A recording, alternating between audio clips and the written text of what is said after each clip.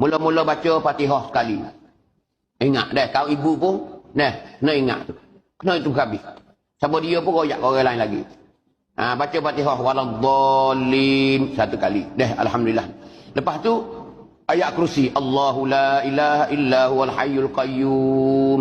Sampai akhir. Wala ya'uduhu hibzuhuma, wa huwal aliyyul azim. Okey, kali. Lepas tu baca hak ni 3 kali. Ayat dalam surah As-Sad. Tak silap ambo dalam surah As-Sad ayat 77 sampai 78, 2 ayat tu. Kata gitu dah supaya buat tulis tu dah. Tu. Bismillahirrahmanirrahim. Qala, tu. Qala fakhruj minha fa innaka rajim wa inna 'alaika la'nati ila yaumiddin. Qala fakhruj minha fa innaka rajim wa inna 'alaika la'nati ila yaumiddin. Qala fakhruj minha fa innaka rajim wa inna 'alaika la'nati ila yaumiddin. 3 kali. Lepas tu siup.